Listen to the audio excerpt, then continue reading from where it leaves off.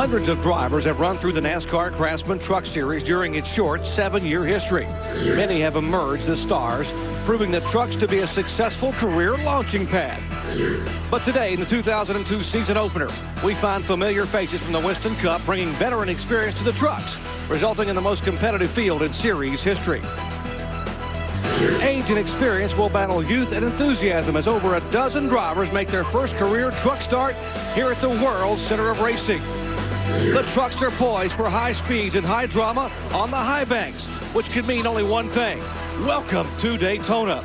And it can only be seen right here on ESPN.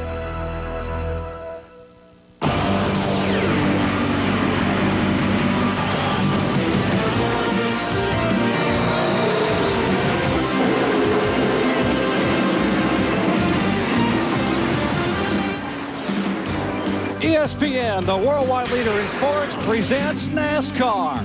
Today, beneath the glow of bright Florida sun, we welcome you to the World Center of Racing, Daytona International Speedway, for our live coverage of the 3rd annual NASCAR Craftsman Truck Series, Florida Dodge Dealers 250.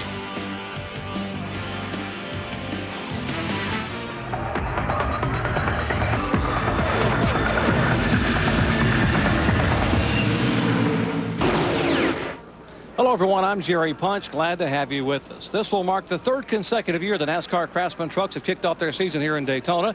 And if you missed the first 2 times they were here, they had a combined 59 lead changes, and a third of the field in each of those races was credited with leading a single lap. As for this year's race, on Wednesday, these trucks were clocked at almost 194 miles an hour. That's 8 miles an hour faster than what it took to win the Winston Cup pole for the Daytona 500. And that's required a rule change that came in just a few moments ago. We'll tell you more about that in just a moment. I'm joined by Busch Series and Winston Cup regular veteran Phil Parsons. And Phil, the rule change, so much happening each and every lap, that must make the ultimate challenge here for the drivers. Well, Doc, without a doubt, this racetrack is so different than any other racetrack these Truck Series guys race on. You have literally hundreds of decisions to make more here than you would anywhere else. You have to decide whether you want to go on the inside, on the outside, which line to draft with, who to draft with, whether to try to pass or whether to stay in line. There's a nice mix of half the field that have never started a Craftsman Truck Series race at Daytona, and then obviously the other half have. So there's a nice mix between veterans and newcomers. If I had to pick a favorite, I'm going to go with a veteran. Well, speaking of veterans in the NASCAR Craftsman Truck Series, our special guest today played a major role in the growth of this series early on.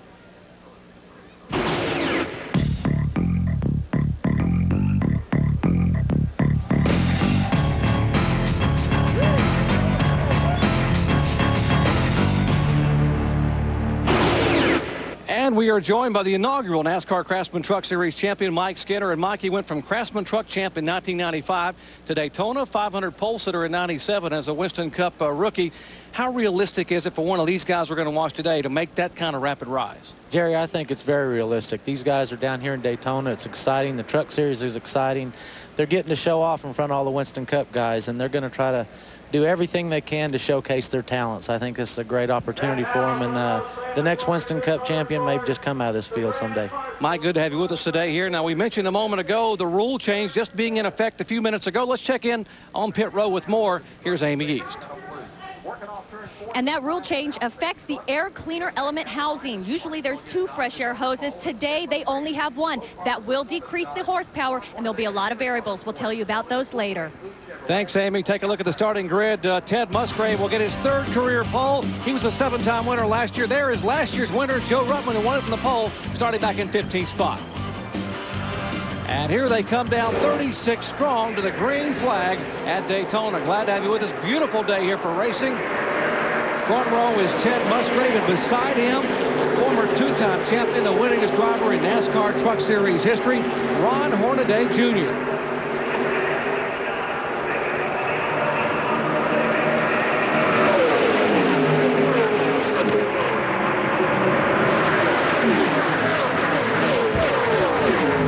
Flash down the 3,600-foot back straight. It looks like a pace lap. They are 2 by 2 by 2, separated by just a few feet.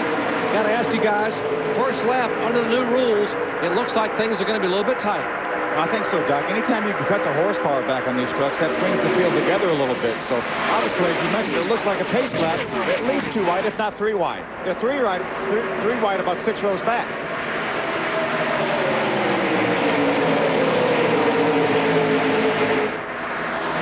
Musgrave in the middle. Here goes Mike Bliss, the IWX Chevrolet. Bliss, a 7-time NASCAR Craftsman Truck Series winner.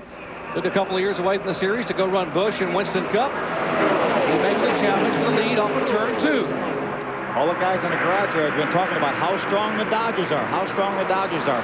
You've got 2 Dodgers right now hooked up, the 1 and the 2 teammates. We'll see what they can do together.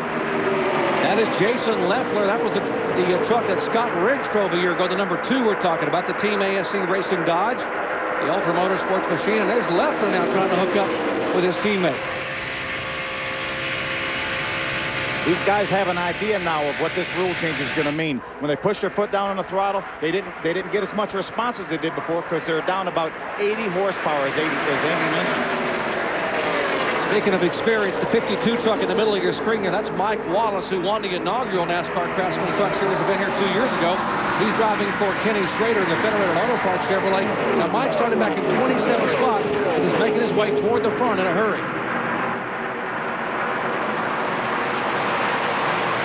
He has already gained 6 spots in 2.5 laps. There comes Mike. Let's check in the pits with Ray Dunlap. Well, Jerry, actually, Mike had to drop to the tail of this field here today because he missed the driver's meeting earlier today. So if he's going to win this race today, he's got a lot of trucks to pass. But he said within 5 or 6 laps, he thinks he can get his way to the front. He's going to try to work with Rick Crawford. And Mike Skinner, the experience of a Mike Wallace or someone like you that's been running Winston Cup for a number of years really just has to pay off here in the early laps of this truck race when things are so tight. You're so accustomed to tight packs and cup. That's right. You know, he's been in this hornet's nest before. He's just picked his way up through there. He's got a lot of experience. And he just got to have a little patience here because it's going to be a while. He's got plenty of time to get to the front. Looks like he's got a strong horse. The Dodgers don't seem to be hurting too much with the rule change. Making of changes. How about up front? We got a lead change. Brian Rose, his first ever NASCAR Craftsman Truck Series start at Daytona. And here on lap number 4, his Bobby Hamilton Dodge is leading. Well, you talked about how many lead changes we had over the first 2 years. I don't think this year is going to be any exception. But how about Brian Rose? That is the truck that holds the track record here in qualifying. Joe Ruttman set that record 2 years ago. And riding along with his teammate, Robert Presley, who's basically, Presley is driving the truck that Ruttman used to sit on the pole and win with here last year. Presley in the 18, they're both red trucks. And they are just tied together. Presley back in 3rd spot, giving a shove to Dennis Setzer. And Jason Leffler looks high. Great run early on by Dennis Setzer in the Axiom Chevrolet. With more on Brian Rose, let's check in with Amy. Well, he would sure like to have Robert Presley behind him right now because they did indeed do a lot of testing this winter. Brian's feeling very comfortable. As so, it looks like now his teammate did not go with him. He stayed with Dennis Setzer. That's not what he'd like to see, but now he would indeed like to tuck in behind this 4 truck draft. And Mike Skinner and a lot of the veterans were concerned about Brian Rose never having been here, and maybe his inexperience would be a problem. Brian assured them that he would be smart. I think he made a good move not to slide back in there and try to sneak back into the draft. He really did, and it's really early. You know, teammates are hard to call here at Daytona. You know, you think you got a teammate, you got to go with where you have to go, and the draft and the air dictates what line you take, and we're going to see the veterans come to the front. Speaking of which, Mike Skinner just said a veteran is coming to the front. That's exactly what happened. Here comes Robert Presley. His very first ever NASCAR Craftsman Truck Series start. He has spent the last 9 years as a Winston Cup regular. Now driving full-time here in the Craftsman trucks. Will run all 23 events. Driving for Bobby Hamilton Racing in that Dodge Motorsports machine.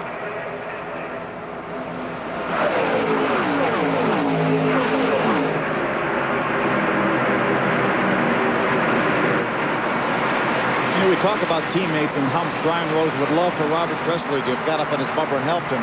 Mike, there's sometimes, as much as you want to try to get with a guy, you just can't do it. The situation dictates that you just can't do it. You really can't. Like I said, you got to know which way the air is going to be, and you got, if your truck gets a sniff of air, you got to take it. And Robert wants to run up front. Robert's he's a great driver. He's got a lot of experience.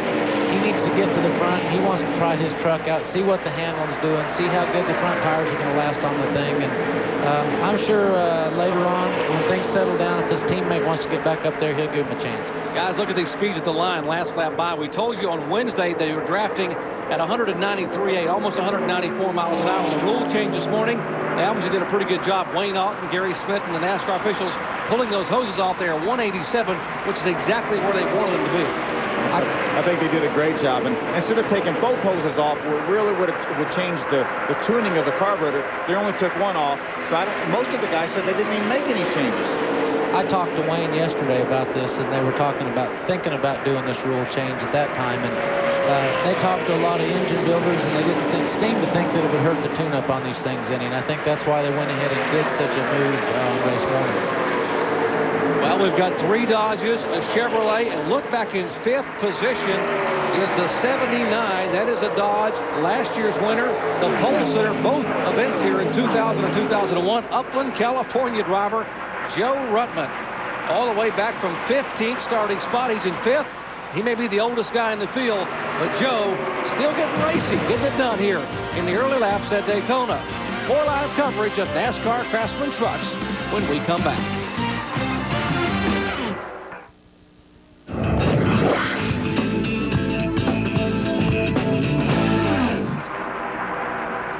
Back at Daytona, action continuing up front. A moment ago, we had our 4th leader, and that was Joe Ruttman. He gets drafted by Robert Presley, Jason Leffler, and look all the way from, as you heard Ray Dunlap say, from shotgun on the field. Here comes Mike Wallace in the Federated Auto Parts Chevrolet for Kenny Schrader. Where did he come from? 12 laps. He came from last to 2nd. Unbelievable. So Wallace has made a move. How about Ruttman in a truck that this team bought from Ultra a year ago? It was a short track truck. He came from back in 15th starting spot to lead a lap just a moment ago. He got shuffled out of the draft a little bit there, which so frequently happens at this racetrack.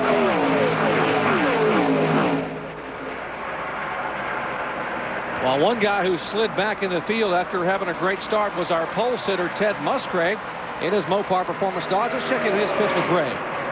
Well, we're going to check in with his brand new crew chief, Gene Need. Gene, it seems like the truck's jumping around a good bit. What's Ted saying? Right now, but we'll get her working here in just a little bit. What kind of adjustments do you make? We're just going to lower the track bar a little bit. That's about it. Okay, we got a crash on the track right now, guys. And that looks to be Rick Crawford and 2 other trucks involved as Crawford spins. Some trucks trying to get slowed down. One truck looks like it may have gotten tagged. That may have been Brian Sockwell. Let's check a look as he spins around. No, that's the 90 truck. Oh, a tough break for Lance Norick with a brand new sponsorship on board. A great qualifying effort, the Express Personnel Services Chevrolet. And also involved, there's Crawford, who we saw him spinning early on. Yeah, I think that's where the accident started, with Rick Crawford spinning, and Lance Norick got hit from behind as the trucks were trying to slow down off of turn number 4. Looks obviously Rick got hit in the back end. You can see a little bit of damage in the back. We don't know exactly what started that crash, but good news for Rick Crawford. He's back underway and did not lose a lap. There's a look at Lance Norick. He had that great run here a year ago, finished 4th at Daytona. This year, a very special sponsor coming on board these guys, Express Personnel Services. They do a lot of hiring around the country and providing with personnel. See what happened here a moment ago on lap 14. That's Travis Quapple, it looks like, on the bottom of the racetrack. Got out of control, saved it. See, there's Rick Crawford spinning down the apron there. He probably turned left to avoid Travis Quapple and lost the car. There's Rick Crawford. Travis Quapple's already back up on the racetrack. And here you watch the trucks coming off turn number 4. You see there's Lance Norick and the 90 truck get turned around by that blue truck right there. I wonder if there was a little fluid back there, something on the racetrack that started all that. We never really seen Crawford get hit, or Travis for that matter. He made a remarkable save there. That was awesome. Sure did. And will there be pit stops? Here comes one truck. It looks like Dennis Setzer down pit road. There was a lot of concern over fuel mileage, and now with that hose coming off, a lot of their calculations may have gone away. So here comes Setzer down. Here is Hornaday down. The 75 truck on pit road. That's David Starr. Coy Gibbs, Joe Gibbs' youngest son. The Navy truck for John Wood. Take a look at Dennis Setzer. And let's check in down in the Hornaday pits with Greg. Well, Hornaday called in and said he's just a little bit tight, so they want to make an air pressure adjustment here. Folks, we may see 4 tire changes here in the Truck Series all season long right now. Hornaday doing rights now, but the crew will come over. Now, he's getting help today from the GMAC crew and the Net Zero crew from the Busch Series. The one truck is already gone as they did right side tires only, so Ted Musgrave will improve his track position greatly.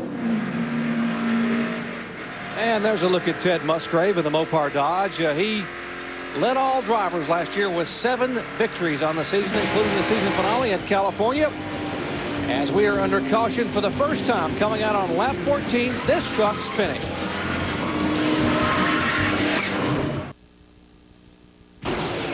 Busch Grand National drivers were emerging, a lot of young talent. And here's another one coming to the top, and that is Robert Presley out of Asheville, North Carolina.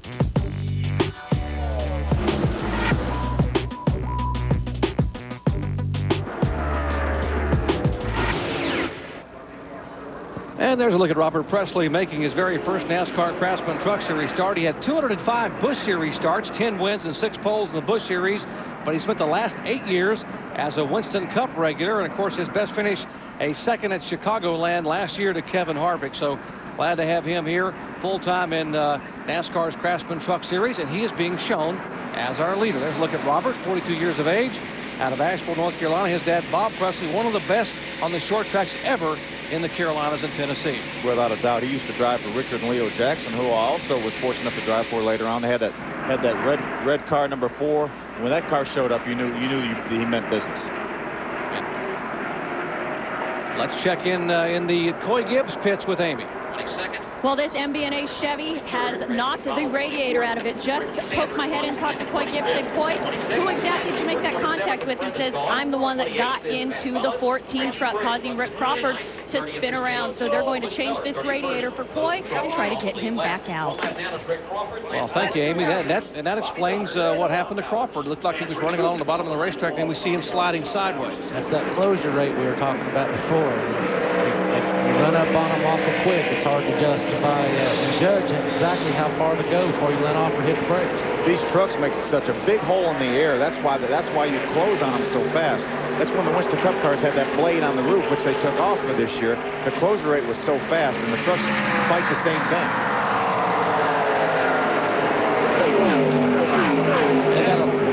They got an awful lot of horsepower, and when you knock that big hole in the air, the truck in front, the guy behind, if he gets a little sniff for that engine, that thing really accelerates and goes forward very, very fast. And it's just talking about veterans, it's hard to judge when to let off and when not to. And a moment ago, you saw Jason Leffler try to make a move, and he pulled to the outside. Looked like the truck just stopped on him as Robert Presley. Got the help. And here, these guys using some drafting. Look how close they are. I would call that help. I would call that help. I'd say so. We heard a spotter said you got the help, and he sure did. There's Mike going for the lead on the inside. Talking about Mike Wallace. Inside. Makes a move on Robert Presley and takes the lead from 36th spot. And here's the Wolverine Chevrolet of Hornaday back on pit road. Ray, what's wrong? Loose lug nuts, Jerry. Ron Hornaday said he had a terrible vibration and it had to be lug nuts, so they're going to go to that right side and check on him. Once again, kind of an amalgamation here. He said no loose lug nuts over there. Everything looks good on the front, so they didn't have to tighten anything, but Hornaday's still saying he's worried about that vibration. And indeed, you would be at 187 or plus miles an hour, and a guy that's a veteran like him knows that when you got a vibration, whoa! Mike Bliss is scaring me here just a moment, sliding up in front of Terry Cook, who's having a good run early on. I was looking at Larry Gunselman back there, the red and white truck, and Joe Ruttman almost get together there. I was looking at that while you were looking at the other thing. You were picking a different red. Great run early on for Larry Gunselman. All the way up into the top 10, up in the 6th position right now.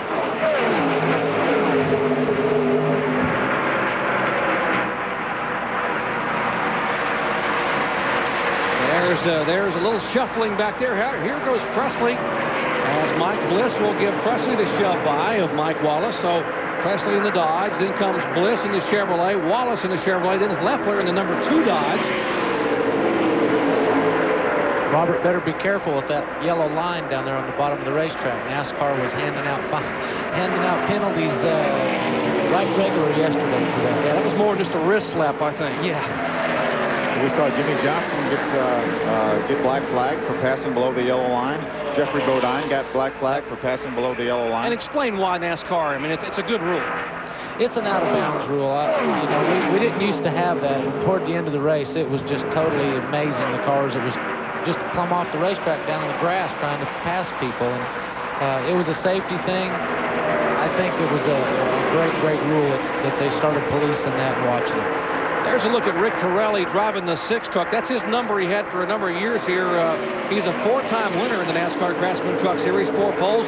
This year, that truck belongs to Kevin and Delana Harvick, and they're planning on running full time. In fact, Kevin Harvick told me this morning that they think they've got a sponsor. They won't have a truck decaled or lettered up today, but they think they'll be able to run the full season with the 6 truck. Amy, do you have more to add?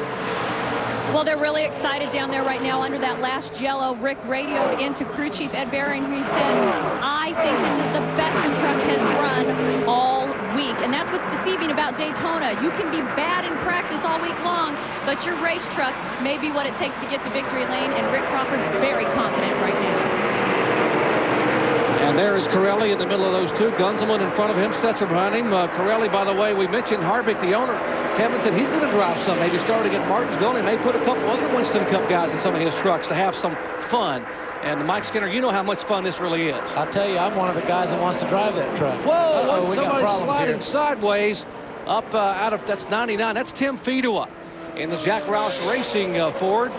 Fedua driving the second truck out of the Jack Roush's stable, and he spun around. And of course, Timmy, a veteran driver. A lot of Busch Series starts. Let's see if we can find out what happened to Timmy when we come back to Daytona as we work caution for the second time today, coming out on lap 22.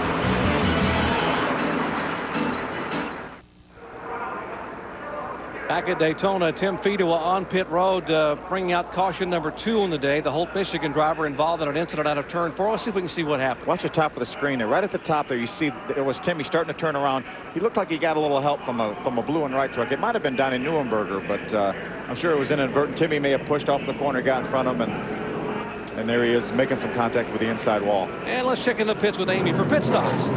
Well, for the first time the entire season of the NASCAR Truck Series, 4 tires can happen under yellow, and Robert Presley's team taking advantage of that. Right side's on, now around to the left side. Ray Dunlap. Mike Bliss in, they make a wedge adjustment on the right rear, also a small track bar adjustment. It'll be 4 tires for these guys as the Bill Davis crew takes care of his service. When we come over here to the 2, we see that Jason Leffler is also doing 4 tires over here. And we have a crash on pit road as Hornaday gets into it with number 50, John Wood. Hornaday stayed on the lead lap because of the caution that came out, but now another tough break in the pits as he makes contact. Now we see the front fender of the 50 there is going to have some damage on it, so John Wood will have to come back to pit road to get some service. And there's a look at the right front fender of that Navy Ford for John Wood at contact, and obviously that will require some significant attention from the guys on pit road. They'll bring him back in, and tough break for John, because obviously at these speeds you got to have some aerodynamics. And the 24 is still in, Ray. Well, really a good break for this caution coming out, Jerry, because Hornaday had gone down a lap, but he will stay on the lead lap. But my question is, how much is this aerodynamic problem back on that left rear fender going to help her? Excuse me, maybe Mike or Phil can tell us. They're going to have a good bit to repair there, and aerodynamics so critical here. Now remember, Joe Ruttman won this race a year ago after he had damage on his body. So can these guys fix it, and can they keep this truck competitive? I think they can. Where it's bent right there, air shouldn't hurt it too awfully bad right there. It's the front of the truck. You don't want to hit that too much. You know, last year he mentioned Ruttman. Last year it was about the same spot on Ruttman's truck, but it was on the right side, and he ended up winning the race. Let's see if we can see what happened here with the accident on pit road. I think John's truck is about the 4th truck on the inside of the pit road there. Watch, you see him pull out there. Hornaday's trying to get to his pit, and John pulls out and pulls right into the side of Hornaday. And that spins the 2-time series champion around. The Wolverine Chevy sits there. Now let's see from John Wood's point of view, the Navy onboard camera. There's Hornaday, and boom, hit him right in the R of Wolverine. It's a pretty good contact. The bad news from Ron Hornaday right now is they held him for a lap on pit road. And looking back from Musgrave's camera, you see the 24 be spun there by the 50, and see the 16 leaving. There's the 2 of Leffler making some evasive moves on pit road to get around Hornaday's truck parked there. Back in the pits is John Wood, right? Well, damage a lot worse than I thought it was, Jerry, when I first saw that crash happen here on pit road, because that right front fender really has a great deal of work to be done there. Now, they've got the hood back where it's in fairly good position, but that fender flaring out like that is going to have to be fixed for sure. So they're going to need a couple of pit stops down here on pit road, I would imagine, to get this truck where John Wood can drive it. All right, so you guys can see, by the way, that all the crew members are wearing helmets. That's one of the changes this year from last year. NASCAR's always has safety as #1 priority, and the safety extends beyond just the cockpit and the trucks themselves to the crew. The crew's now wearing helmets for their protection. A lot of things being done here to try to make pit road as safe as possible. Well, I think it's a great idea, too. Even the NASCAR officials on pit road are wearing fireproof uniforms and helmets. All right, second caution flag today coming on lap 22. The top 5, well, they are chasing David Starr right now from Houston, Texas.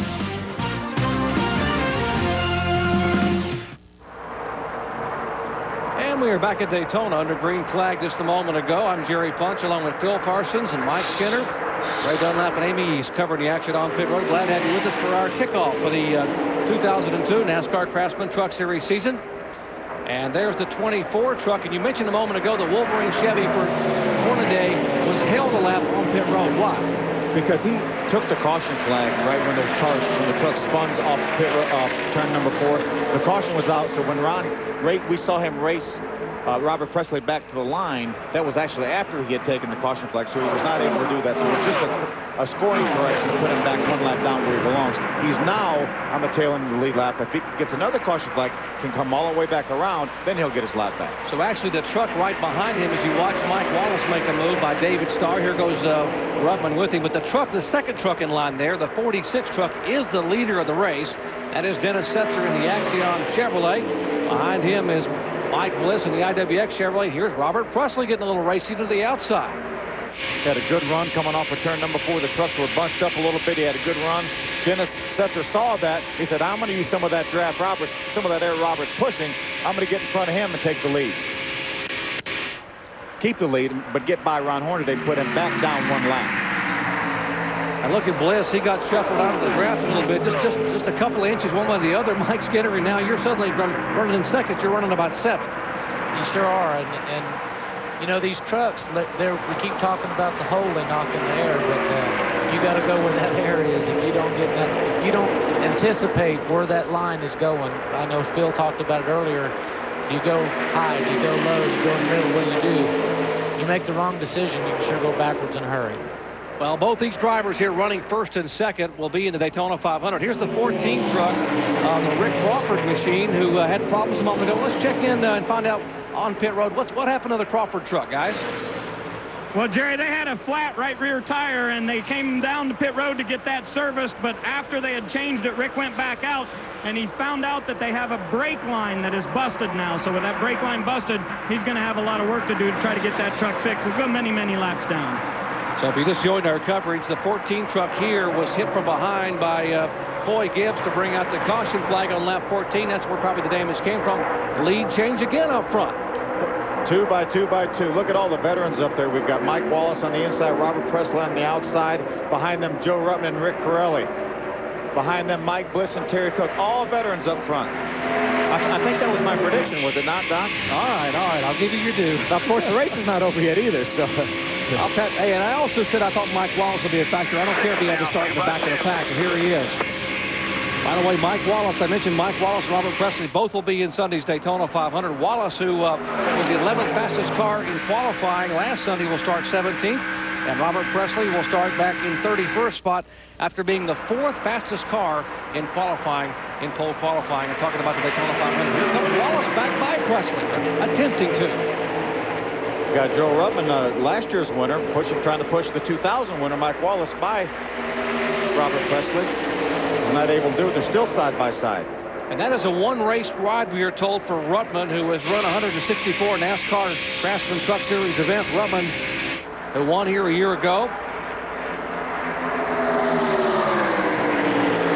He's in the 79 Dodge. That's the Obie's restaurant Dodge.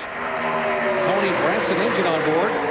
And the word is that Ruttman may actually be contemplating or trying to work a deal to put him in a Robert Yates truck to run some R&D races for Robert Yates. Well, that would be terrific. It would be a great opportunity for Joe Ruttman. I know I've heard about that over the wintertime, and I really hope it comes to fruition. Joe was telling me in the garage here a couple days ago that if they can just get a little more sponsorship to get up and running, that would be a good point for him, and possibly also help Robert Yates with regard to the similar engine configurations here in Busch trucks and Winston Cup. You know, one thing, right now you've got a Dodge leading in Robert Presley, but that's a Chevrolet.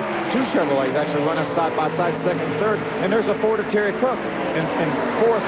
Well, by the time I get done saying this, is probably going to be in third, so we've got some pretty good parity, it looks like, right now.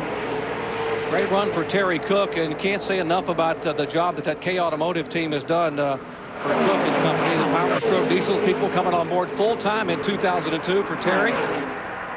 And he has always run well here at Daytona. Cook has had some great finishes here over the years. He's had a fourth and a sixth in the two races so far at Daytona, so his average finish is fifth. Not too bad. Got Ernie Elliott horsepower beneath the hood. He has the best average finish of anyone that's run a truck race here in 2 years. There is Cook in the 29 truck. On the outside of Joe Ruttman. Okay, these guys are doing a great job right now, but I tell you, it looks like these trucks are really dancing around a little bit. They're moving around an awful lot. Is that record better than Mike Wallace's? People that have run two races, best average finish. That's close, but good thinking, though. Back with more live coverage from Daytona in just a moment.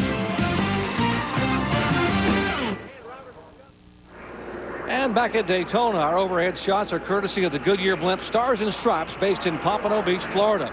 Goodyear would like to remind you to take all of life's journeys on the wings of Goodyear. Thanks to the fine folks at Goodyear, flying above Daytona International Speedway.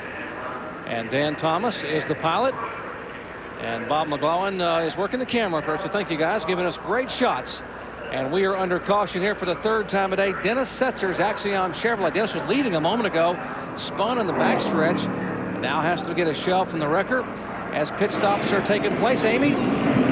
Terry Cook just blasted out of his pit stall, took left side tires only. The time before he taken right side. Ray Dunlap.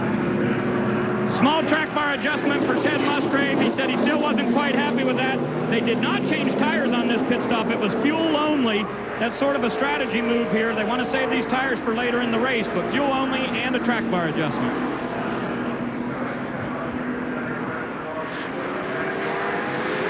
See John Wood's truck right there on the inside. It's still working on that front fender, trying to correct that damage. And there's a look at Dennis Setzer's truck. Setzer had led 3 laps and a moment ago was being shown as the leader. There is the 50 truck of John Wood as the crew, Dan Binks and company, trying to do some hammering there. So excited to have that Navy sponsorship on that truck. This, you know, year 2002, what a great sponsor to have, the military. Indeed, and we'll tell you more about the Navy's involvement with that truck when we come back with our live coverage at Daytona in just a moment. Stay with us.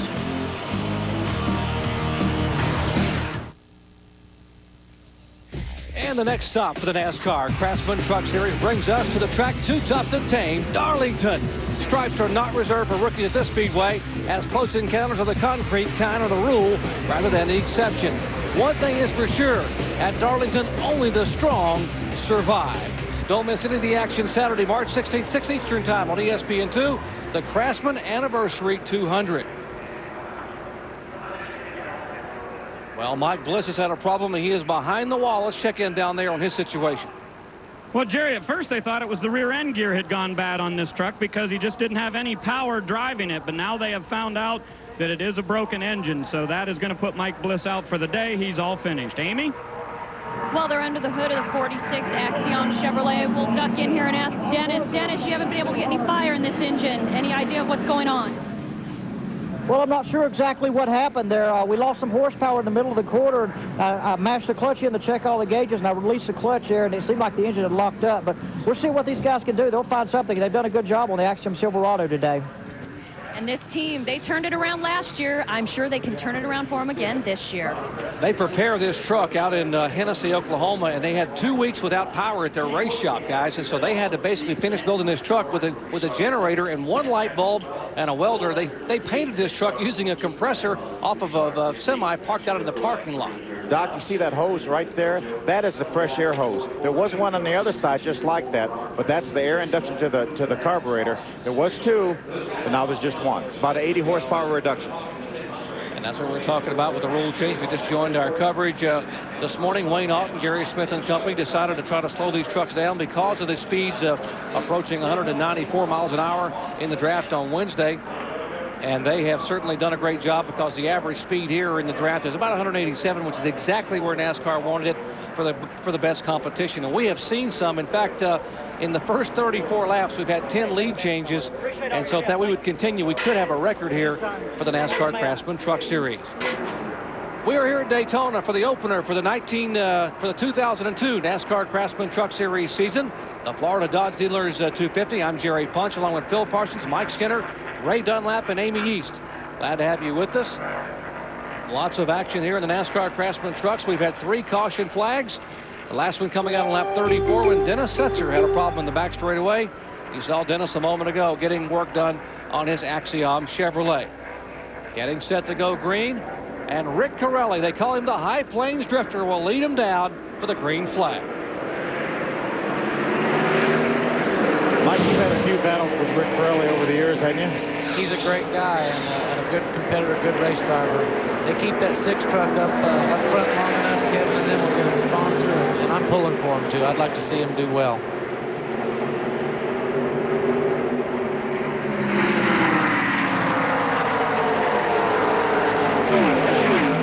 Great shot there off that jib camera. Makes you feel like you're riding with the drivers when the trucks go flying by and the camera moves with them. That's an awesome shot, guys, in turns 1 and 2.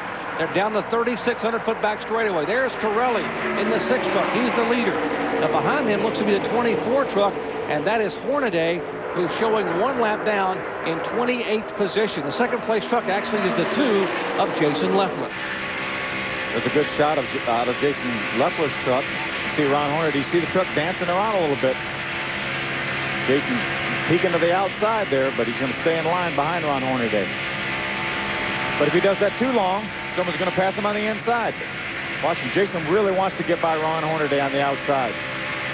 And hold your breath, Ron Hornaday and Jason Leffler. They are side by side at 187.5 miles an hour. I think they made it by. Let's check in with Ray.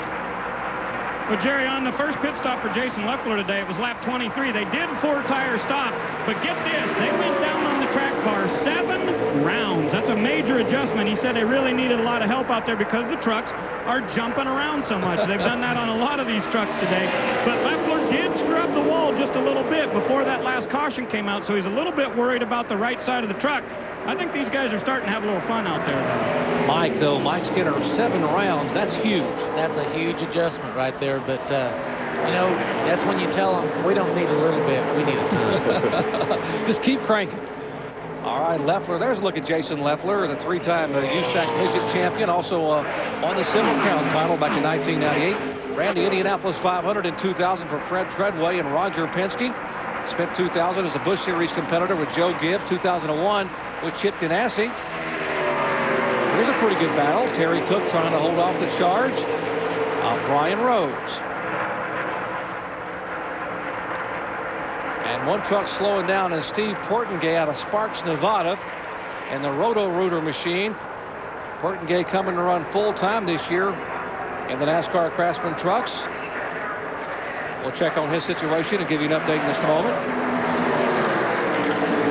Brian Rose had envisions of getting up with his teammate Robert Presley, who's in a 2nd position, but he was not able to clear Terry Cook. And now the outside line is moving on by. That's what we talked about, the decisions you have to make. Do I want to try to pass now? Which line do I stay in? And you make that hundreds of times during this race. 2 or 3 trucks could change positions and go to the bottom, and then the bottom line would be the one to go. So seems like I lost the 500 a couple times by figuring out a way to get in the wrong line. It's like on the interstate, how you get in the wrong line on the interstate. I do it all the time. Traffic jam, whatever. Those are the voices of our 2 expert analysts, Phil Parsons, Winston Cup and Busch Series veteran, and Mike Skinner, the 1995 NASCAR Craftsman Truck Series champion and also 97 Winston Cup Rookie of the Year. New leader, Robert Presley, was able to get by Jason Leffler. If I was those two guys right now, I would want to stay in line and see if we could drive away from this big pack and just ride a while. But I'm not sure even if they stay in line that they can keep the pack from catching them. Can they, Mike? I don't think so. I think if they stay 3 abreast behind them, they can get away a little bit. But once they line up and settle down up there, they'll run them back down. I wonder about Hornaday's truck a little bit. He's the restart king. Seems like he can keep up there for 2 or 3 laps, then he drops back. I wonder if that machine's handling quite up to par. See Ted Musgrave, the black truck, about 4th in line on the outside. That's the first time that we've seen him in the lead pack since the start of the race. So undoubtedly they're making some changes to that truck and making it better and better for Ted Musgrave. And if you just joined our coverage, Musgrave was the pole sitter and then slid back to about 18th spot. And our update from the pits was the thing was very, very loose from his crew chief, Gene Meade.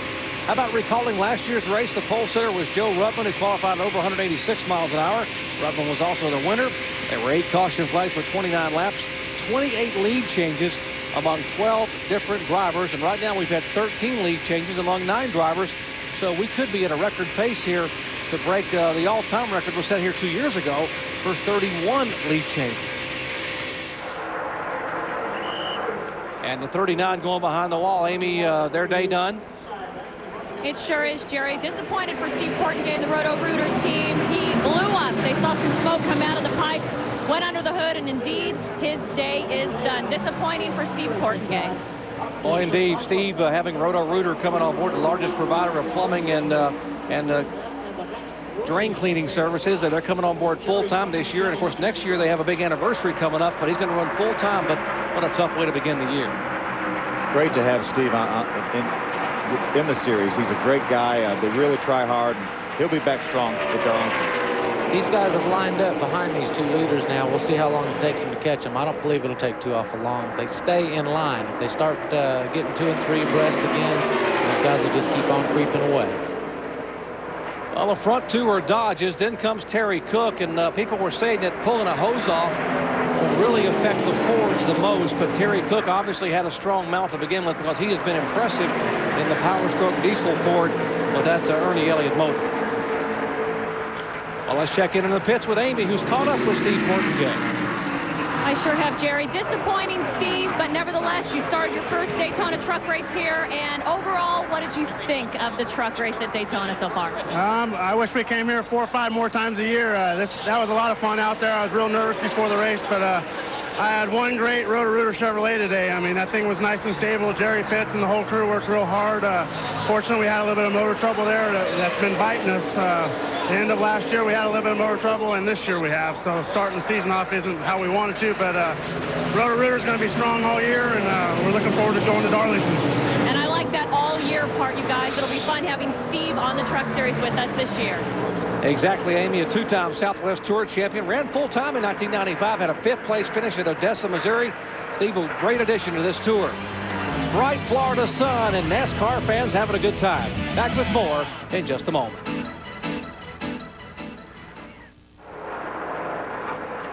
Gorgeous day for racing back here in Daytona. Let's bring up to speed on what has happened thus far. The green flags on 36 trucks roll at it to open up the 2002 NASCAR Craftsman Truck Series season. Musgrave and Hornaday, 2 veterans, leading them down to start this race. Action happened in a hurry. Lap 14, the 90 truck gets tagged, and Lance Norrick spins around.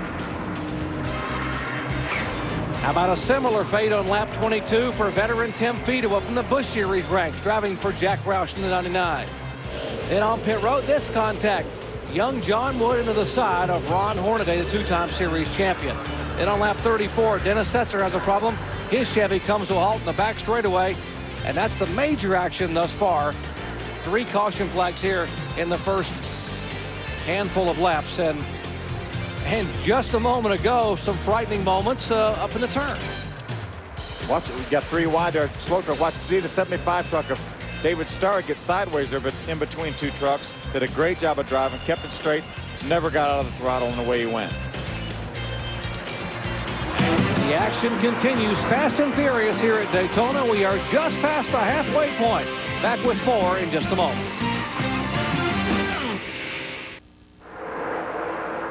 And lots of racing coming your way from Daytona tomorrow at 12 noon. You don't want to miss this one. Race 1 of the 26th season for the True Value International Race of Champions. Scott Sharp and Danny the Dude Lasowski on the front row. Yeah, the World Outlaws champion at Daytona on the front row. I'll be calling the action along with Bob Jenkins, Scott Gillier, and Jeff Burton. What a great race round one of IROC is. Tomorrow is 12 noon on ESPN. For more, log on to ESPN.com. We got a great one going on here. We are past the halfway point. It's 100 laps, by the way, 250 miles, the Florida Dodge Dealer 250. And here's our race recap. Our leader, Jason Leffler, making only his second ever NASCAR Craftsman Truck Series start, has led 3 of 53 laps. There have been 14 lead changes, 3 caution flags total for 11 laps. And that has brought the average speed down to just over 144 miles per hour. Our lap leaders, Robert Presley, stopping for Bobby Hamilton, has led the most laps. Mike Wallace from shotgun on the field, come all the way up in the Federated Auto Parts Chevy. Rick Pirelli in the Kevin Harvick machine. Dennis Setzer, who had problems a moment ago. And Ted Musgrave, our pole sitter, led 3 laps. Jason Leffler, our current leader. Ryan Rose, who's never been to Daytona in a truck, led 2 laps. David Starr, likewise, never been here, or finished, qualified 10th here a year ago, I should say, led 2 laps. And Joe Ruttman, last year's winner, came from 15th to lead a lap. Steve Portengay and Phil Bonifield back in the garage area. How about there's Billy Lester in the 8 truck on the outside. We haven't talked a great deal about him. Teammate to Robert Presley and Brian Rose, the 3rd Bobby Hamilton truck, doing a great job. I have been so impressed this week with Bill Lester out of Oakland, California. And Bill came here 4 times to run Daytona, but all in the 24 hours as a road racer. Only ran a few races last year, had some pretty good runs. Got a chance to drive Bobby Hamilton's car. And Bill Lester is a quality individual and a very smart race car driver. Listen, he's got a BS in computer science and electrical engineering from Berkeley. He was an R&D project manager at Hewlett-Packard and decided to quit that and go racing full-time. Well, I don't blame him. I would go racing full-time, too. But he is a sharp guy, very well-spoken, just a great addition to this series. You could hear him while we were watching from his onboard. You could hear him pedaling the throttle. These trucks get such a run, as we've been talking about. He's having to lift off the throttle to keep him running in the truck in front of him. And I firmly believe that this team here, with crew chief Danny Rollins, has a great shot to run in the top 5 a lot this year here in NASCAR Craftsman Trucks. Whoa! Right in the middle is Travis Kvapil. He gets caught between the 18 and the 24. Travis has been doing a good job today in the Chevrolet. It looks like Rick Pirelli's carrying the banner for him. He's been running up front all day. He's doing a really good job right now. But just watching that Terry Cook truck seems to really handle. Boy, it does. And now last year in this race, fuel became a real concern because some people had to pit with like 10 to go. As you watch this side-by-side action down the back straightaway, let's check in and see what Amy has found out about the fuel strategy here. Amy? Well, we've been talking with some of the Dodge teams down here, specifically the 18 and the 4, Bobby Hamilton Racing. Now the 2 of them are trying to team up with the 2 of Jason Leffler. Jason's coming down. We may see the 18 and the 4 follow, so the 3 can indeed draft together during these green flag stops. As, oh, somebody just now slid onto pit lane in front of him. That was Jason. There is a pit lane speed here, and they need to slow down. The 4 did come with him, but the 18 of Presley stayed out. Brian Rose will now come down and take 4 tires. The youngster doing very good so far in his first ever Daytona 250 with owner Bobby Hamilton is his spotter for him right now. They go around, they take their right side, smooth stop for left. What's Jason Leffler doing, Ray? Well, Jason Leffler saying the truck feels really good. Gordy Arbeiter is on the front tires. Jeremy West on the rears, and this will be a 4-tire stop. Rick Pennington, the jack man, has the jack up. Pretty smooth stop so far under green here, and Leffler stalls the truck as they try to get going once again. We saw Joe Ruttman was in just behind him there, so a little bit of a bobble there as Leffler stalls. How much will that hurt him, guys? Well, big time, Ray, because these trucks are so hard to get up to speed, even though they have 700, probably now a little bit over 600 horsepower, but it still takes a while to get up to speed. So if you lose 3 or 4 seconds with stalling the truck, that equates to 3 or 4 football field lengths on the racetrack. If you can get hooked up with a couple of trucks and get back in the draft and stay in line, they'll be okay. But if you get stuck by yourself by having a mishap like that, boy, it can make a long day. Well, Terry Cook became our 10th different leader here as he led a moment ago. Now that Robert Presley has gone back by and drafted by in the Dodge, there is Cook in the Hour Stroke Diesel, sponsored number 29, the K Automotive machine. it's Presley, Cook, then Corelli. Travis Quapple back in 4th spot. Bill Lester being shown in 5th. There is the 29 is Cook. The 6 is Corelli. There's Quapple in the cat rental machine for Mike Addington to come. Quapple, by the way, the 2001 Ray Bessis Rookie of the Year for the NASCAR Craftsman Trucks. Had a great season last year. Won a race. In October at Texas. Had 3 second-place finishes, I think, and a tremendous amount of top 5s and 10s. But this is a great team. Rick Wren has been with his team for 3 or 4 years. Just a terrific team. With Andy Houston started out with his team and moved on to the Winston Cup Series. Now he's going to run the Busch Series this year. He's had so many good things have happened to him since he came on the NASCAR competition in the NASCAR Craftsman Truck Series. You mentioned Mike Addington, Rick Wren. Told me, I said, what's the best thing that happened to you? And he said, you know what? I got engaged. I'm going to get married April 20th. So girls, forget about this guy. He's gone. Jennifer Kind, his fiance, standing in the pits there. They will be married on April of this year. So there is, look at Travis Quapple. 1 win last year as the 6th truck of Corelli is in. Amy? He sure is, and this is only his 2nd trip down pit lane. He's taking 4 tires with what I'm calling the hodgepodge Winston Cup crew. They've grabbed guys from all over. Good stop for Corelli. Ray Dunlap. Well, Amy, the hood is going to go up for Mike Wallace here. He said the motor was cutting out. They told him to change ignition boxes. He did so, and now they've got the hood up, trying to find out what the problem. Give you another update as soon as I can. Tough break for Mike Wallace. There's Mike sitting in the Federated Auto Parts Chevy for Kenny Schrader. They had the engine. They told me the engine came from Andy Petrie Racing. That's who Mike is driving in the Daytona 500 for. They are looking for a sponsor in that Winston Cup car as well. Like Andy told him, said if we finish the top 5 of the Daytona 500, we'll go to Rockingham. I said we need the money to go to Rockingham. Otherwise, we're not going to go. So you talk about pressure. Now that's pressure. It sure is. And what a great team to won a race last year with Joe Nemechek. So hopefully they can get a sponsor and get on to Rockingham. I would love to see him run full time in Cup, but maybe have Mike come back and run some more with us in the NASCAR Craftsman Truck Series. More live green flag action from Daytona in just a moment.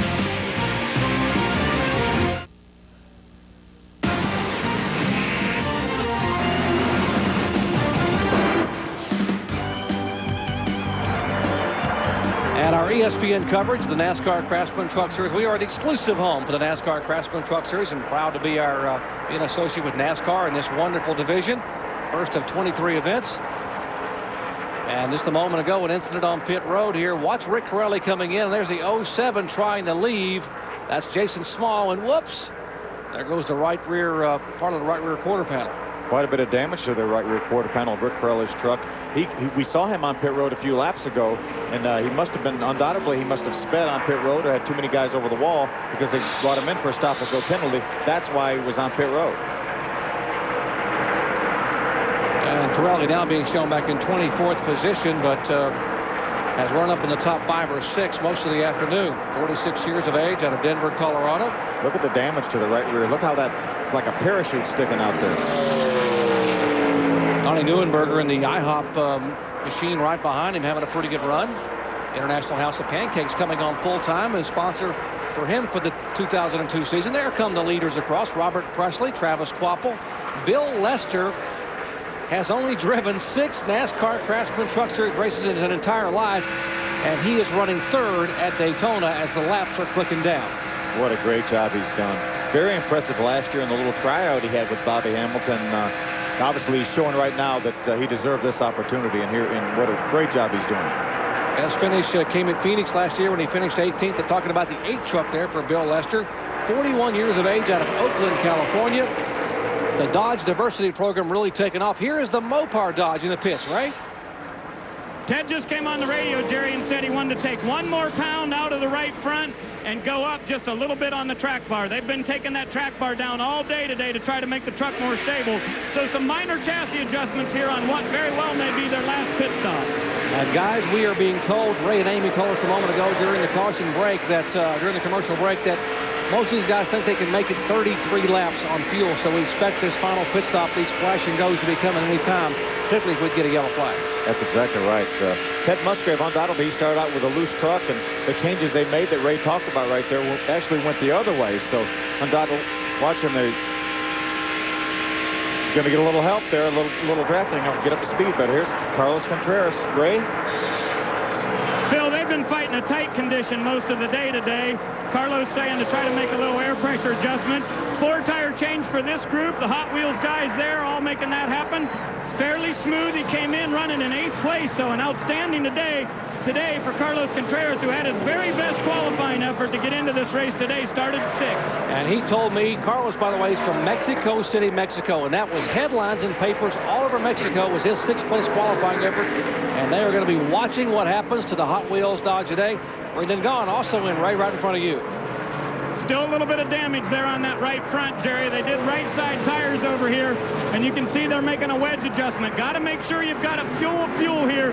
This is very critical because they can go the distance right now or maybe be within a lap or so. So the 62 has its fuel, and coming in this time, we expect Travis Kvapil to come down pit road. So they're making sure that Brendan Gaughan's guys get out of the way so they can do this very critical last pit stop for the 60.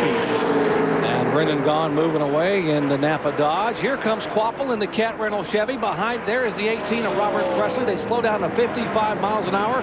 What should be the final scheduled pit stop of the day? This could be critical. Let's go to Amy in Robert Presley's pit. And very rarely do you think of Daytona as being a fuel mileage race with the trucks, that is, but indeed it could be right here. Robert Presley taking right side tires. They've got some Winston Cup guys on the front. Nice smooth stop for all 4. Straight Dunlap. Amy, it looks like it's going to be right side tires only for Travis Kvapil this time, and it's a good thing because he got that truck very close to the wall. But this was a plan, 2-tire stop strategy in action for the 60 team. And here they come back out. Kvapil coming down. There is Terry Cook in. Amy? All winter long, this team practiced their 4-tire stops, and this is the first one of the 2002 season. Not the fastest, but they're all on tight, and Cook's ready to go to the end. And a lot of teams went over and picked a Busch crew or a Winston Cup crew to come pit their trucks, and not Terry Cook said, these guys work too hard. I'm not going to take it away from them. They're going to pit my truck, and if we win, we're going to win together as our team. Here's the 5 of Lance Hooper, former Winston West Series champion. Lance was having a great run today out of Palmdale, California, driving for Rick Ware.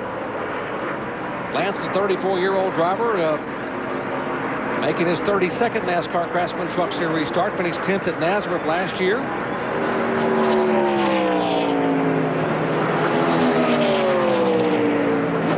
Tell you, Lance was pushing that line awful close right there. They did a good job getting that. He did a good job getting that thing stopped. About 2 or 3 more inches, he was fixing to get a little penalty. And there's Robert Presley, Jason Leffler and company now back on the racetrack as these pit stops will cycle. Less than 30 laps to go here at Daytona. There's Terry Cook right there, Doc, on the outside. We saw Robert Presley go by a few moments ago. There's Terry Cook. They both came in at the same time. Both took 4 tires. But you see how much distance Robert Presley has now on Terry Cook. That's the difference between having a Winston Cup pit crew that's used to doing this in about 15 seconds and having a pit crew that's going to do it in 22 seconds. But they're going to get better and better. Remember, this is the first time that they've ever changed 4 tires in competition on a regular basis. They did it last year as a one-off at Darlington because they were concerned a little bit about tire wear and the track too tough to tame, a little tough on tires.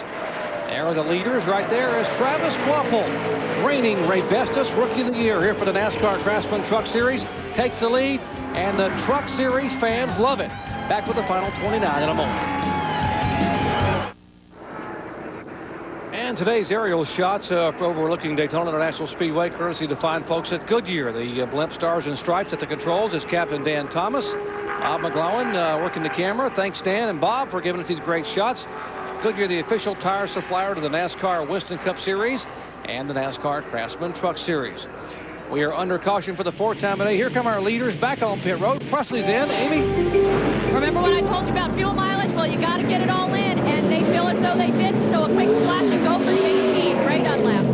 Well, Amy, it was a real good gamble to only do right sides for Travis Kvapil. That got him the lead, but now you can't stay out there with that, so they decided to come in, get their left side tires. Carlos Contreras also in here with a splash of fuel, and the 2 truck comes down. Jason Leffler been running very, very tight in that last segment, so they want to make a big chassis adjustment. We'll give you an update. Amy? Well, Brian Rose, Robert Presley's teammate, also down pit lane. 4 tires, and they're having some trouble on the left rear. They now get it on, and 2 cans of fuel. Rose is down and away. Well, thank you, guys. If you just joined our coverage, 4 tires is the rule this year. You're allowed to change all 4, so that could totally alter some late race strategy. We'll come back and show you why we're under caution and what happened a moment ago at Daytona in just a moment.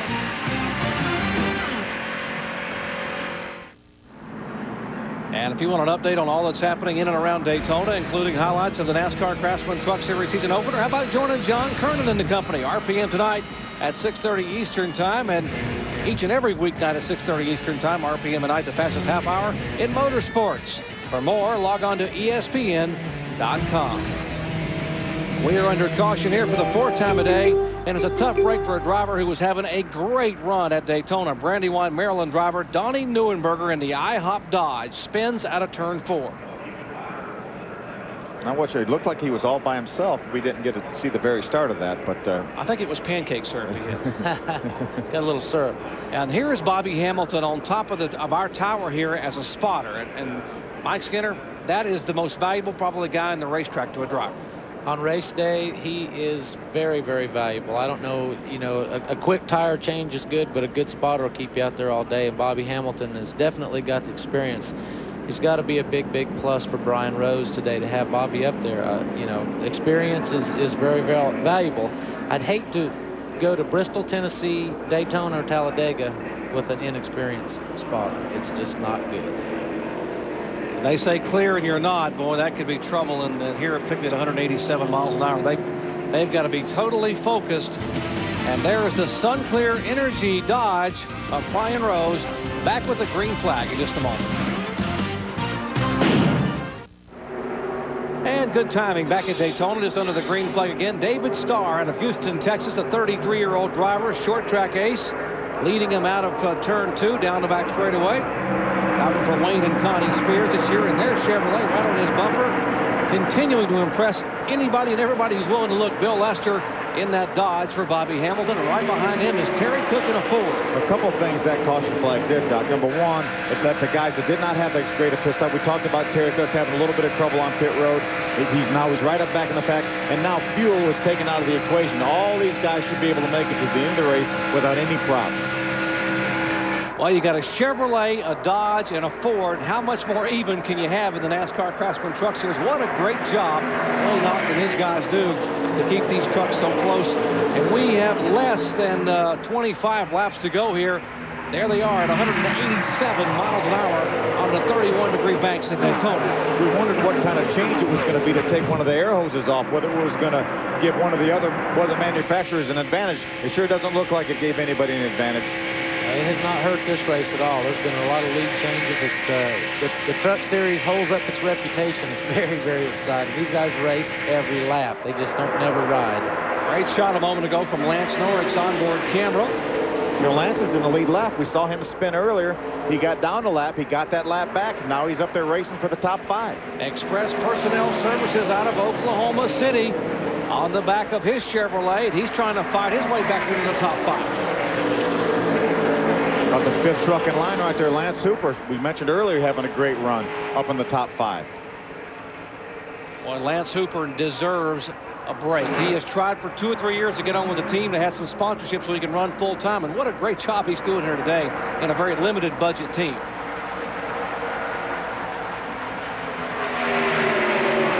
Now, what about the 2 truck, the Team ASE Dodge that had run so well up front? Jason Leffler back in traffic. Ray, is there a problem? No problem with the truck, Jerry. He's running great, but they did have a problem on pit road. Had a loose lug nut on the front, so they had to come back in. They would have been 3rd on this restart, but he started 14th because of that. The big question is his truck good enough to work back to the front? 3 wide going down into turn number 1. And this usually doesn't work very well here, but it did there. The 93 truck. By the way, we need to give a call to Randy Briggs in the 93 out of Kansas City, Kansas.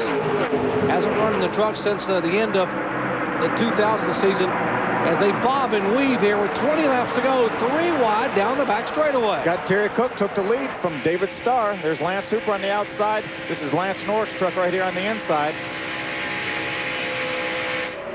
Good side-by-side race for the fourth position, actually the 3rd position, because Ron Hornaday, who's a lap truck, is up in that group.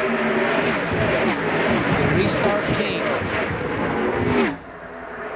They are single file, 1st, 2nd, and 3rd. Cook, Starr, and Hooper. As Presley is there. There is Lance Norrick on the inside. How about Joe Ruttman behind him? Last year's winner. Could never count somebody like Joe Ruttman out. Absolutely not. Here comes the Ford truck down on the bottom of the racetrack. That's Brian Rose, the Daytona rookie. You know, the talk in the garage area all week was how strong the Dodgers were. Here we have a Ford leading, a Chevrolet second. Now here come the Dodgers on the inside, Robert Presley and Joe Ruttman. But right now we've got Ford and Chevrolet 1-2. How bad do you think Terry Cook wants to win this one? He has not won since August of 1998. Trying to hold on, but here comes the Dodge inside of Presley, making a move on Starr. Robert Presley, whoa, some contact there between Billy Lester and Rick Pirelli. Now Lester in the middle. Pirelli will slide beneath him. And Bill Lester riding up high. Gathers it back in, pulls in behind Mike. The 75. That's Lester's radio. These guys realize we're inside of 20 laps to go here. They got to get to the front. You can't win this race from about 15th. You got to get towards the front. We keep seeing the wreck. It just hasn't happened yet. I saw two of them that lap. Yeah. Terry's dropping back a little bit there. Just that big hole, that big air hole just kind of closed up on him right there. But I think he's got a good handle on the truck. Tires get good and hot. I think he can get back up there. Now, push it. Billy Lester spotter telling him to push the 29, get on that outside line and go. There's Brian Rose on the inside. This is Ted Musgrave right now. We're looking out of his onboard. Got a way to come. I can't push you around now. Let's go. 18 to go. Guys, what do you think Bobby Hamilton is telling Brian Rose right now, his young Daytona rookie in that Ford truck with these final laps? Just use your head, Brian. Try to get to the front and get in position to win this race. Don't do anything crazy. We get down to 1 or 2 laps to go, then I'm going to turn you loose. I'm sure Bobby's cool, calm, and collected, and if Brian's doing the same thing, they got a good chance to have a good finish today. How about the front two? That is Robert Presley in the 18 truck at the front of the field. That is the truck that Joe Ruttman sat on the pole with and won here a year ago. Behind him is the guy who drove that truck last year to a victory, Joe Ruttman, who came from 15th starting spot to run second right now with about 16 laps to go. Ruttman came up there early in the race and showed a little muscle and just kind of got lost in the shuffle. We haven't heard a lot out of him since then, but he knows with just a few laps to go, he's going to get up there and root and gouge and do everything he can. He's a tough guy. And if you didn't hear us mention it earlier, he's trying to work out a deal with Robert Yates to run some NASCAR Craftsman trucks here and do some R&D this year. Boy, wouldn't that be awesome for us, for the series, and for Robert Yates Racing. Here is Leffler on the high side. In the 2 truck, trying to go by. Trying to go by the lap truck of Ron Hornaday. Ron is actually showing 2 laps down right now, so he's pretty much out of contention with only about 15 laps to go. There have been 22 lead changes among 12 different drivers. Great NASCAR Craftsman Truck Series action. What a way to begin the year, the 2002 season here at Daytona. Robert Presley, who has never, ever driven a NASCAR Craftsman Truck Series race, hoping to get a win, and only his very first start. There's only one other driver that's ever won his very first start in NASCAR Craftsman Truck Series racing. Who would that be? Probably the guy sitting to my right. Mike Skinner did it in the very first NASCAR Craftsman Truck race at Phoenix in 1995. How about this scramble? Brian Rose looking to the inside, thinking about making it 3 wide. Thought better of it. Going to tuck in behind Joe Ruttman. How about Rick Pirelli right back up there again in the mix? He's sure showing some muscle with a Chevrolet right there toward the end of the race. They're going to have to gang up on Robert, though, to beat him, I believe. I think overall, Robert Presley has probably shown the most strength throughout this race. He's led the most laps. He's led 40 laps now, so he showed... And they shuffled the inside. An anxious moment there a moment ago for Brian Rose. Looked like Rick Pirelli may have got into the back of Brian, turned him sideways, and didn't slow him down much, though. Rose had those left side tires down on the yellow line. Here comes Rose sliding by in the draft, and then will pull up right in behind Terry Cook. It looks like the trucks in the middle really get buffeted by the air, and they really do a lot of wiggling. So I don't think these guys want to be in the middle. Bill, they're scaring me, and we're up here. We're safe. I mean, these guys are driving wheels off these trucks, I'm telling you. For the past 2 years, many people said this may have been the best race in all of Speed Weeks. And guys, right now, I can't disagree. This is awesome racing at Daytona. They are side by side with 14 to go.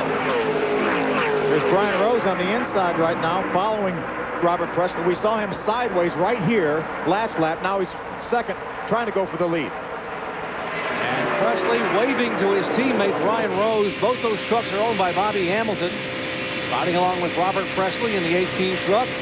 That's a Dodge Motorsports machine. Last 8 years as a Winston Cup competitor. Robert saying, please, Brian, please stay behind me. Stay right in my tracks. Stay in line. Stay in line. I think Brian has other ideas, though. Yeah, I think so, too. With a little help from Rick Crawford. Yeah.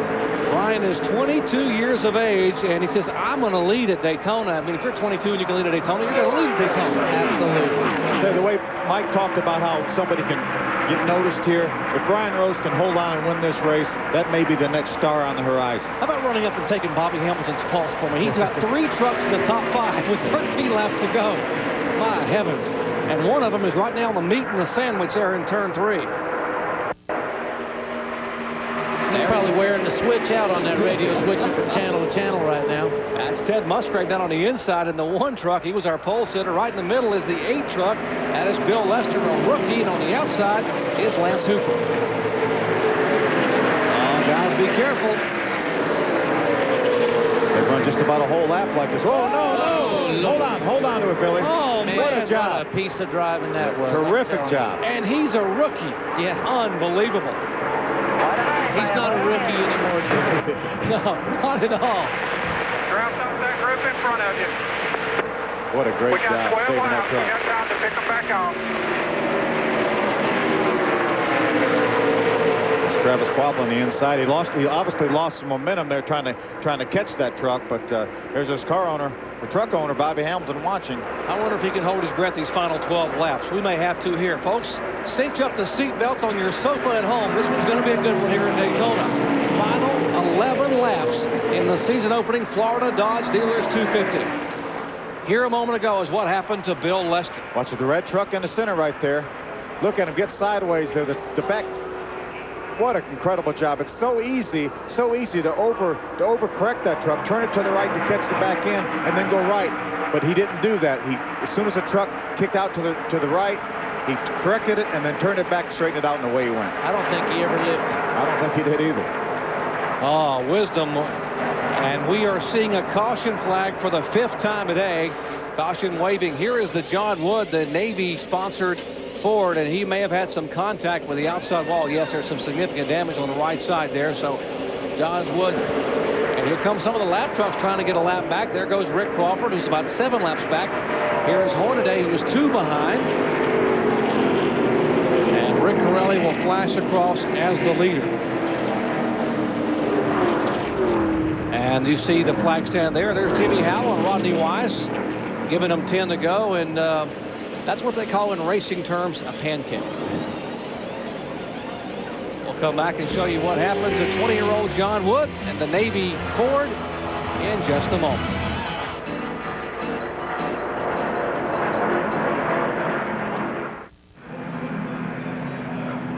We are under caution at Daytona. Caution coming out on lap 90 with 10 to go. And the reason for the caution was this truck here of John Wood had some damage early off on a pit road incident. And looks like he may have had some wall contact. Let's see if we can see what happened. He just goes into turn number 3. He's in the throttle. He must have felt the tire going down because you could hear him back off the throttle. The truck turned to the right, went up to the wall, and hit the wall. He got out of the throttle enough to keep it from making significant contact with the wall, but it was enough to necessitate some repairs on pit road. Chances are, with all the sheet metal damage he probably had a tire rubbing just a little bit and finally cut it down. And apparently, while we were under caution, or as the caution was waving, we had more contact down the back straightaway. That's a chicane there. And that's the MB&A Chevrolet of Coy Gibbs, heavily damaged in the front end. Apparently, there was contact. Lance Norick was involved. Brian, the 54 truck, Brian Sockwell was involved. And There is Coy. He's walking away. Fortunately, he's okay. Got the Hutchins device wrapped around him there, but his MB&A Chevrolet not so lucky. They'll take it back and do some significant repairs on the front end of that. We saw him have trouble early in the race. He had to replace the radiator from where that earlier altercation got in the back of Rick Crawford, and now he's got some real damage to the front of that truck right now. And meanwhile, our leader is Rick Corelli. They call him the High Plains Drifter. And who owns this truck? How about a guy by the name of Kevin Harvick, who had a pretty phenomenal 2001 himself? Let's check in with him. Amy's with him. That's right, Jerry. He's the owner, and a proud owner right now. Your driver, Rick Corelli, doing really well. Can he win this Daytona 250? Well, I hope so. He's kind of a sitting duck out there right now, but you know, he's done a great job all day. We had a little pit road penalty there, but I can tell you one thing. I'm a lot more nervous standing up here than I am in the car, so this is a new experience for me. What, if anything, are you telling Rick right now? You're a good coach. What are you telling him? I told him make it wide and remember the yellow line's out of bounds, so do what he has to do. We don't need any of it. All right, you guys, that's the advice from Kevin Harvick. We'll keep our eyes on Rick Corelli. Wow, you know, Kevin, last year, Busch Grand National Series champion, Winston Cup Rookie of the Year. I mean, how tough did he have it climbing in after the tragic loss of Dale Earnhardt to drive for Richard Childress Racing, and then a few months ago, about a month and a half ago, voted Richard Petty Driver of the Year by the National Motorsports Press. A phenomenal season, and now this year a full-time NASCAR Craftsman Truck Series owner for Rick Corelli, who was basically his mentor when he was getting started in the West Coast. You know, Kevin said he was nervous. You could tell in his voice that he was nervous. He's not nervous driving a race car, but he's nervous watching his truck run. All right, there's some team strategy going on, right, Ray? Well, Jerry, if you look back there in 5th, 6th, and 7th place, you're going to see a pair of teammates. That's Ted Musgrave and the number 2 truck of Jason Leffler. But there's another old veteran sitting in the middle there, and that's Joe Ruttman. And they have gotten on the radio, and Ted said, if Joe will stay with me, I promise him right now I'll take him with us. And they said, well, let's take the 2 along, too. So I look for those 3 trucks to hook up and come together to try to work their way to the front. All right, here we go. It'll be 7 to go as they take the green flag. Can Corelli hold on? Remember, you heard Harvick say he's a sitting duck. There's Terry Cook behind him in Presley and company. And I promise I'll stay with you all the way up until the green flag comes out. Checks in the mail. Yeah, I got all. We'll see what happens. This kind of racing makes for a lot of liars, doesn't it, Mike? Yeah. You've been there. People have promised you before, Mike Skinner, I'm sure. Yeah, we've seen this movie, that's for sure. And as soon as the green came out, he passed it. All right, Chevy, Ford, and Dodge, the front 3. Corelli in the Chevrolet. Terry Cook in the Power Stroke Diesel Ford. The Dodge Motorsports Dodge for Robert Presley. And Presley's teammate is now right in behind him. That is Brian Rose, the youngster. And here comes Musgrave, and Ruttman is right beside him as Musgrave will, Ruttman will go by Musgrave. Well, Jason Leffler right in front of Joe Ruttman right there. See Lance Norris pull up on the outside. Going to take a peek. Joe shut the door on him. Terry Cook's in a good spot right now. Terry Cook has not... Whoa, whoa, whoa, whoa. Oh, trouble in the back straightaway. Hard into the wall. Goes the 60 truck of Travis Kvapil. 5, 6, 7 trucks involved. Matt Crafton sliding sideways. Lance Norrick in the 90 truck. Heavy contact by Matt Crafton on the inside wall. Lance Norrick in the 90 is involved. There's Norrick's truck is rolling. Billy Lester was involved in the 8 truck. That big a crash right there, we're probably going to see the green-white checker. Well, there is Bill Lester. Bill Lester moving around using the radio, trying to get his truck refired. You see him with that left hand on the switch. There is Lance Hooper. Oh, what a tough break for Lance Hooper, who had a great race going. Former Southwest Tour champion, a Winston West champion. Hard contact by the 60, and he's driving that truck away. Travis Kvapil, last year's rookie, say it's a Caterpillar sponsor. This thing will run it. You can't hurt a Caterpillar. He's saying, put tires on this thing. We need to finish this race here. There's Billy Lester. We saw him trying to get his truck cranked. He got it cranked. He's making his way back to pit road. Jason Leffler. 2 truck damage, too. There's Leffler also in the pits in the CarQuest truck for Team Ultra Motorsports. Heavy damage on the front end of the Team ASC Dodge. You know, Mike touched on it. With this series, Jerry, we do not finish under caution. We will finish this race under green. If the caution stays out through the the scheduled distance, then we'll go a green-white checker. And so that's the NASCAR does that, so the fans and those watching at home don't have to worry about a race finishing under caution. Here's what happened a moment ago. See, Jason Leffler for some reason came down away from the wall, got in the back of Travis Kvapil, turned him around. That's what started this accident. And the rest of these guys had absolutely nowhere to go. The smoke and trucks in the middle of the racetrack. And you see Rick Crawford flying through the infield. See if he can avoid Billy Lester there. He does, fortunately. I just wonder if the 5 and the 2 got together just a little bit and turned the 2 down into it. Look at this again. You're right, Mike. You might have the 5 might have gotten to the left for a quarter of the 2, and that's what turned him down to the inside, because that's not like Jason Leffler, just a turn left right there. So I think Mike's probably right. Not with all Jason's experience in a Winston Cup and Busch car. And a tough break. Travis Kvapil head on to the wall, but he drove it away. Here again, a different look.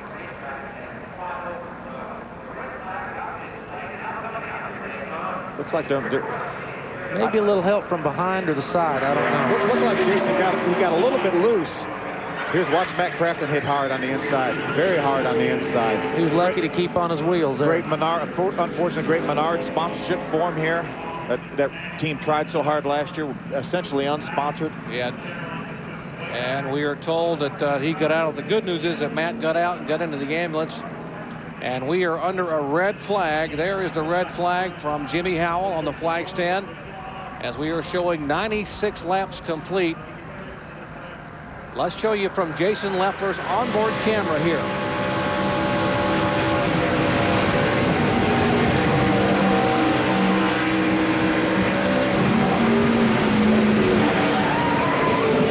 He had to check up there. I think he got loose, or he checked up for Brian Rose. He thought maybe Brian Rose was going to wobble in front of him. He checked up a little bit, and then I think that probably got somebody into him. Maybe Lance Hooper got into him from the left rear, and that's what pulled him down to the inside, and that's what started this whole mess. This is Lance Norris' truck. We're looking at the back of Lance Norris' truck. Lance get in the grass trying to avoid this. Oh, you can hear the contact. Ooh, that's not good. Might have been from Billy Lester over there. You see Rick Crawford flashing by in between them. So we'll try to give you a list of some of the other trucks involved. Here's Bill Lester's onboard camera. That showed it right there. Well, there he gets turned around. He gets hit in the left rear, gets turned around. Away he goes. And Mike will tell you, people always ask, what does it feel like to go 190 miles an hour? And I always tell them, it doesn't feel like much until you're sideways or in the grass. Then it feels like you're going real fast, doesn't it, Mike? Yeah, it's not too bad till something goes wrong. Well, let's update the trucks involved. Leffler, the 2 truck, the 5 of Lance Hooper, Kvapil, the 60, Bill Lester, the 8, Matt Crafton, the 88, and Lance Norris, the 90. That's the list we have so far, as we are under a red flag here with 4 laps to go. We are under a red flag condition here at Daytona with just 4 laps to go here in the Florida Dodge Dealers 250. A grinding crash moments ago here off of turn 2 down the back straightaway. See the red truck in the center. There's Jason Leffler. Gets a little bit sideways on the outside. Tries to gather it up, and there I think he has a little contact from Lance Hooper in the 5 truck, and it turns him into Travis Kvapil and away. And now everybody's just trying to avoid everything. Now they're going through a hurricane right here. Here's Matt Crafton again making hard contact with the inside wall. We know he got out, walked to the ambulance on his own power, so he's under his own power, so he's okay. Now here is Bill Lester's onboard camera. Let's watch and listen.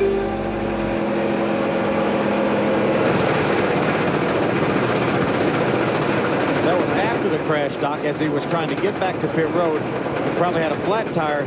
The tire came apart. You see all the fabric from the tire, grass from the infield of the racetrack where he went through. And it's amazing how much damage a flat tire can do to a truck. And there's a live shot of the inside of that. That's what you don't want to see if you're a driver when you look around Mike Skidder and see all the debris from the grass and the tire. And here again are the drivers involved in the crash: Leffler, Hooper, Bill Lester, Travis Kvapil, Matt Crafton, and Lance Norris. They are finishing cleanup. We'll get back to green flag racing, the final 4 laps from Daytona in just a moment. The red flag has now been lifted here at Daytona International Speedway, so the crews can go to work and they'll begin their repair jobs here. Now, the reason we're under caution is for a pretty big crash that happened down the back straightaway. And you see here as the two truck got loose, the number 60 of Travis Quapple made hard contact with that outside wall, and his crew is down here evaluating all the situation with his Caterpillar Chevrolet.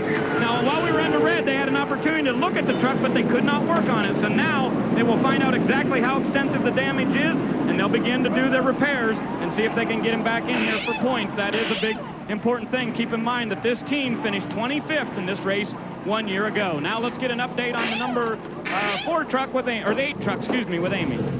Thanks, Ray. And just laps before this, we saw Bill Lester make one of the most awesome saves so far this race.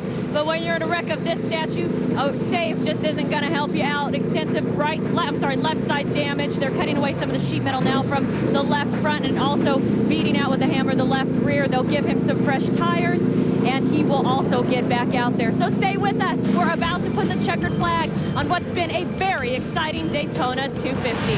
We'll be right back. And remember, our next NASCAR Craftsman Truck Series stop takes us to the track too tough to tame, Darlington Raceway, on Saturday, March 16th, the Craftsman Anniversary 275th anniversary of the wonderful Craftsman tools. Craftsman, the sponsor of that race. That is on ESPN2 from Darlington Raceway in Darlington, South Carolina. For more, log on to ESPN.com.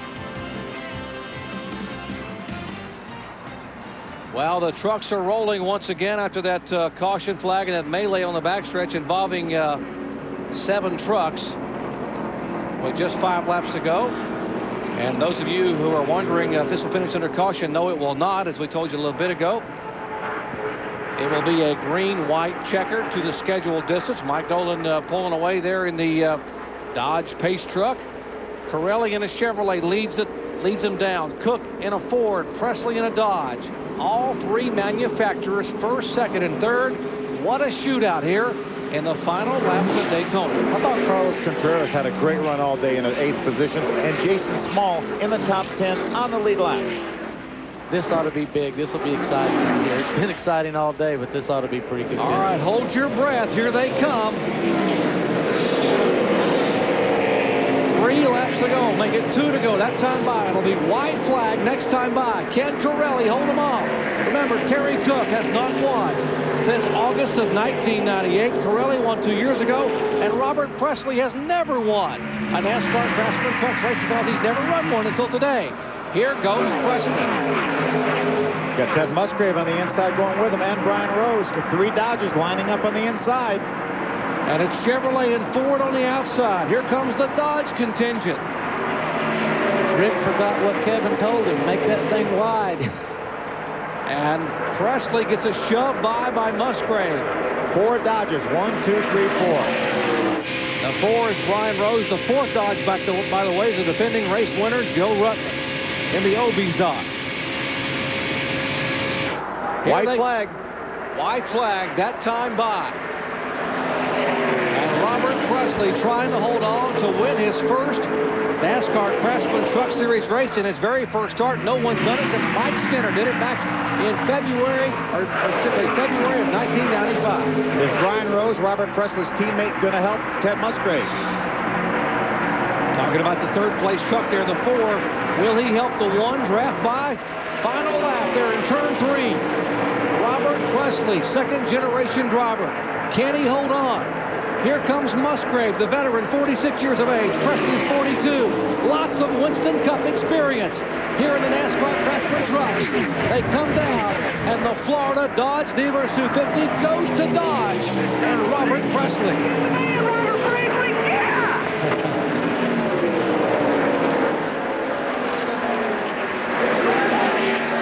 Got a happy bunch down there on pit road from Bobby Hamilton Racing. There's Bobby Hamilton up. Said, now you can breathe, Bobby. Danny Gill and company down there in the pits. Robert said, you know what? I need to win this one for my dad, and I'll tell you why in just a moment. Let's check in with his crew chief there in the pits. And that would be Danny Gill, a very happy guy. Now, listen, you told me you'd be happy with a top 10. I think you were holding back a little bit. You had a great truck and a great driver. Man, what a driver. A whole Bobby Hamilton racing team, you know, this is a 3-truck deal, and Bobby's put a lot into this race, and all the guys back in the fab shop, Gene, Sammy, Tim, y'all did a super job. I just can't say enough about Robert Presley, though. How about that man? He's a driving fool, isn't he? Absolutely. Now, this truck is the one that went to victory here a year ago. I think you knew it was pretty good, right? Yeah, I was excited when I got back to Bobby Hamilton Racing and found out I was going to get to bring back the same truck. And with this new DR Aero package we got this year, I think the Dodge is going to be real good. And looking forward to a lot more of these, I hope. Yeah, I'll bet you. That's Danny Gill, and he gets the victory in the first race of the season, guys. Well, Robert Presley won 10 times in Busch Series competition. He wins his very first start in NASCAR Craftsman Trucks, and he told me this week, he said, you know what? My dad, Bob, has been my inspiration. Bob Presley, 69 years of age, over 250 short track wins, and Bob is battling a pretty serious illness right now, and he wanted to win this one for Dad. So, Bob, if you're watching back in Asheville, North Carolina, your boy did it for you, buddy. Robert Presley is the winner of the Florida Dodge Dealers 250. We'll talk to Robert in just a moment. Welcome back to Daytona International Speedway, where the NASCAR Craftsman Truck Series first race of the 2002 season is now over. A new winner, a new competitor for us this year, none other than Robert Presley, his first ever truck race, and what a way to celebrate it here in fashion. Victory Lane at the World Center of Racing. Second year in a row for Bobby Hamilton Racing here in Victory Lane. This 18 truck, it knows its way to Victory Lane. Robert Presley, welcome to the Truck Series. How about that race? This is all we wanted to do, get back in the winning. And Bobby Hamilton, Bobby Jr., Debbie, my car owner, Debbie Hamilton. Man, they give me a truck. All I had to do was just sit out there. Man, thank the Lord for a good, safe race. Dodge, man, I am so tickled to be in this deal. All week long, you guys, we have several practice sessions. It's a long week here at Daytona. Did you ever think you could win it? And then this morning, the rule change. It totally shook things up. How did that affect your truck? Man, we didn't know what to expect. You know, they threw the roll in. And I just figured we was going to have to sit there and just weigh out everything. Ted, the Dodges, everybody. You know, we lucked into this, and I think. Just before the end, I heard you say you could not win this thing alone. You needed some teamwork, and it turned out that it was Dodge teamwork. How comforting to see that Mopar Dodge behind you there at the end. That is. Dodge is, that's a team. That's what this whole deal stands for. And being with Bobby Hamilton's 3 trucks, Musgrave, Jason Leffler, man, there's no way we could lose there with that kind of team. Did you want to win this one for your dad? This is the one. I mean, my dad said he wasn't going to watch this thing today, but I guarantee you're there, Dad. Love you, buddy. How about doing it on Sunday? Well, we're ready. All right, and Bobby Jr., you're in here. What do you think about this, buddy? This is big for your dad and the whole team. It is. This is watching that race. I was scared to death. Is that like I was owning this thing? You know, just these Dodges, Robert Presley. We knew we had to get somebody to beat up on Ted Musgrave all year long. We found the man right there. There he is, right there. Oh, and he gets the Gatorade shower, you guys. All right, how about that victory lane? Robert Presley takes his win in his very first start. Ted Musgrave, Brian Rose, first time at Daytona, impressive performance. Last year's winner, Joe Ruttman, finishes 4th. Rick Corelli, driving for Kevin Harvick, gets a top 5 finish. Terry Cook, who ran great all day, finishes 6th. Star Contreras, how about Carlos Contreras? Are they celebrating in Mexico? Contreras, a top 10 at Daytona. Jason Small, Lance Norrick in the top 10. See, there's some of the guys that had some trouble. You see Lance Super had a great run going back in 22nd. Matt Crafton. Rick Crawford had trouble early. Tim Fedowa got spun around into the outside wall, inside wall. And our final 6 finishers, you see Bobby Donner had some problem. Dennis Setzer, who's going to run all year long for points.